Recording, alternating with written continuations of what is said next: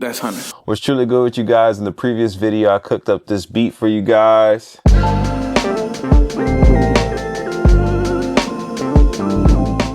And if you're interested in seeing the workflow process of how I made this beat, I'll leave that video tag below. This time, I'm going to show you guys how to transfer your audio from your MPC directly into your DAW in real time. You want to go ahead and explode the drums so this way you can get all of the separate drums pieces on individual tracks. You would tap the pencil icon here, and then you would go to explode track, and then it would explode all of your individual hits into separate tracks that way. All right, so we're gonna come over here to our mixer, and we're gonna page over to the IO. We're gonna tap IO here.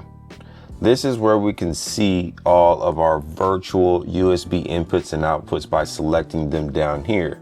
So we can tap on the first track and change this from outputs 1 and 2. I'm going to change this to USB output 1 and 2. I'm just going to keep it simple for this video, then you guys can determine how you want to separate your ins and outs for your tracks. So we're going to follow the same pattern. The next track is going to be USB output 3 and 4. We'll do 5 and 6. Then we're going to page, we're going to scroll over because we have some more tracks here. So we're going to change these out to 17, 18.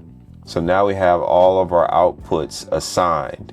So what I'm going to do now is come over here to menu, and you see where it says MIDI sync. We're going to go ahead and change this from off to MIDI clock. So by changing this to MIDI clock, when we start Ableton, it's going to start our MPC. So now we're officially done with maneuvering through the MPC, so we can hit main.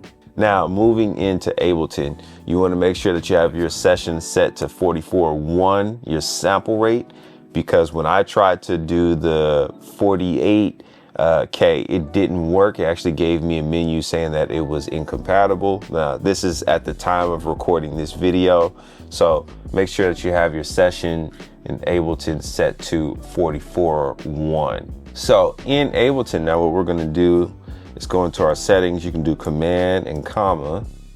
And so we're going to change these settings here. I'm going to change the input device to the MPC Live III 24 in, 24 out. Perfect. Now, make sure you take the time to do your input and output configurations by clicking this here. You can actually name your ins and outs if you want. If you have go-tos, but you have that option, so we can hit OK. And then same thing for your output. Make sure you go ahead and tick all of these. And I want you guys to see my link, tempo, and MIDI settings here. So if we scroll down to the MPC, this is what it's been set to. And then same thing for the output ports. If we scroll down, we'll see we have the MPC Live 3 port 1, then we have track sync and remote. Our session BPM is at 85 beats per minute. So I'm gonna change my session to 85 beats per minute. Okay, now the next thing we wanna do is set up our audio tracks. So what we're gonna do here is do Command T, and we're gonna do this for as many tracks that we have here. So if we look on the MPC, we have 11 tracks. So we're gonna use 11 audio tracks.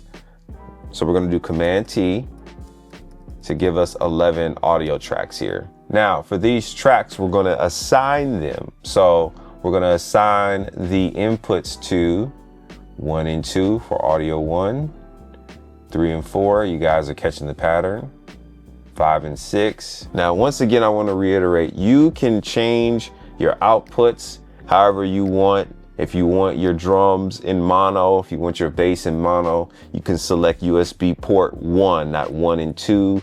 You can select USB port 5. All right, you have those options to do the stereo mono. So I'm just giving you a basic layout. So we're going to highlight all of the tracks here now.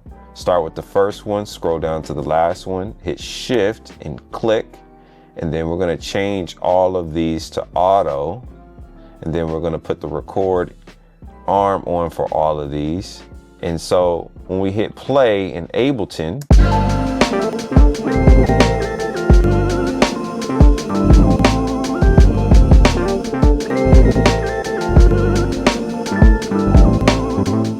so what we can do is hit record.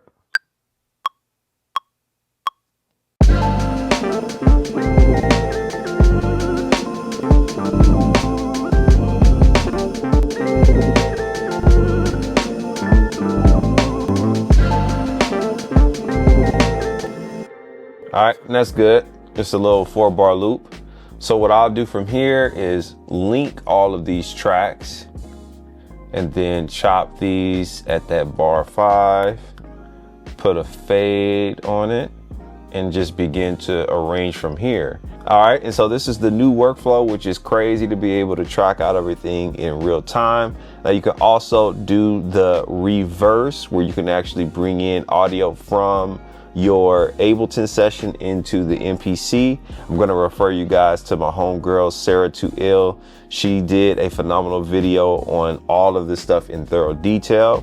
Now, if you wanna learn how to do this in Logic Pro, I have a video that is featured on the Akai Professional channel on the MPC Academy, and I'll show you guys how to do that there. I'll leave all of the references in the description tag below for you guys. If you got any value out of this video, give your brother a thumbs up, subscribe to the YouTube channel, turn on those bell notifications so you don't miss anything else, and I'll catch you on the next one.